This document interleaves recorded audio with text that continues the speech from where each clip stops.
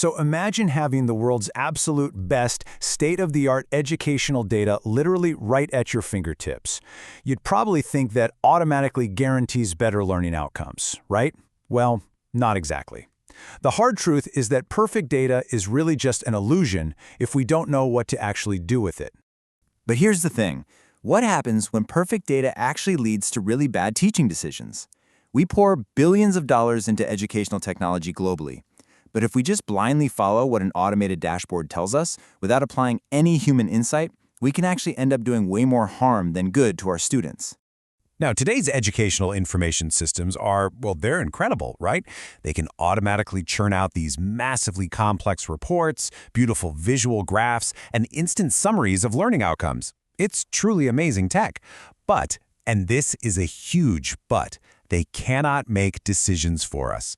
All those fancy charts and graphs are completely useless if the educator standing in the classroom doesn't know how to accurately interpret them. It all boils down to this.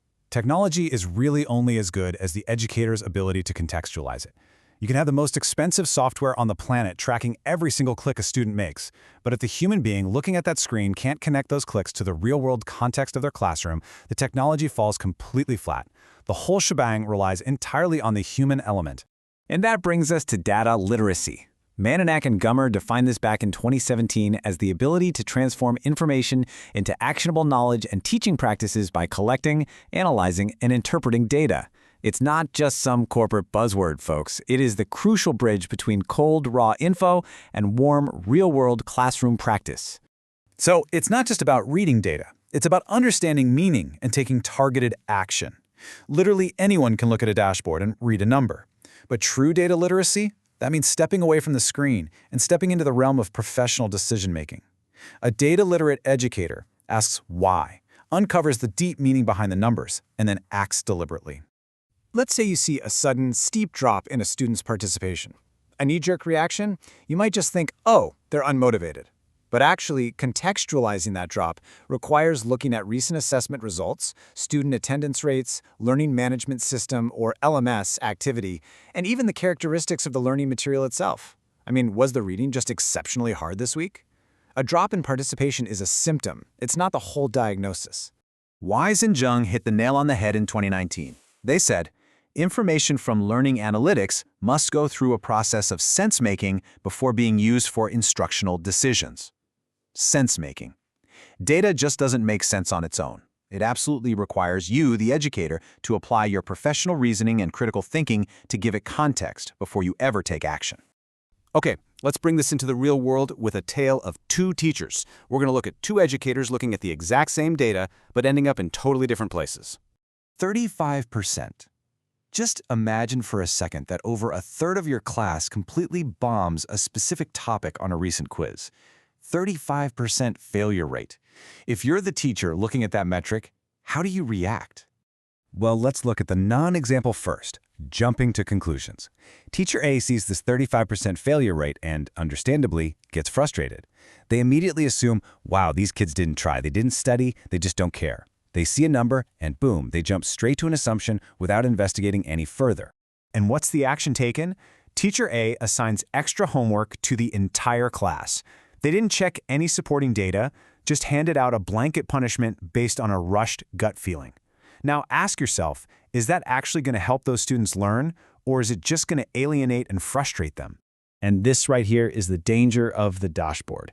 Decisions based on isolated assumptions fundamentally lack data literacy. Sure, the choice was fast, but it was made entirely in a vacuum.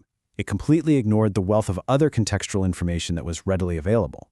Now let's pivot to the data-literate example, the sense maker. Teacher B logs in, sees that exact same 35% failure rate, but instead of jumping to conclusions, they get curious. They put on their detective hat to figure out what's really going on. They go through a deliberate sense-making process. First, they check the initial quiz scores. Second, they review recent attendance data, like, hey, did these struggling students even show up for the lecture? Third, they look at LMS activity and past assignments to see how long they actually spent reading.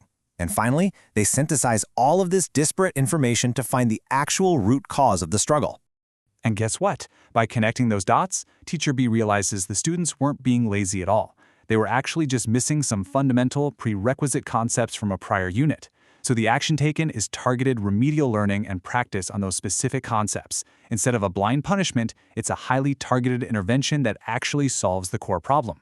When you put them side by side, the contrast is absolutely stark. On the left, a rushed, assumption-based decision using one isolated metric leads to a frustrating one-size-fits-all homework dump. On the right, a data-literate, investigation-based decision cross-references multiple points and results in targeted remedial support. It's the exact same starting data, but vastly different educational outcomes. So, as we wrap up this explainer, if you take away just one thing, let it be this. Data literacy is about critical thinking, not just accessing information. We have phenomenal technology today that gives us access to a mountain of analytics, but that technology still desperately needs your human brain. It requires your critical thinking to connect the dots and make the data meaningful for your specific students. Which leaves us with one pretty massive question to think about. Is your data driving your teaching, or is your critical thinking driving your data? Keep that in mind the next time you log into your dashboard and try to be the sense maker your students really need. Thanks so much for hanging out with me for this explainer, and keep learning.